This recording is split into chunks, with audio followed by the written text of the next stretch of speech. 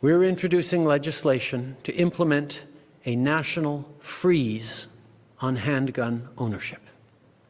What this means is that it will no longer be possible to buy, sell, transfer, or import handguns anywhere in Canada.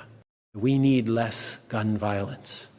We cannot let the guns debate become so polarized that nothing gets done. We cannot let that happen in our country.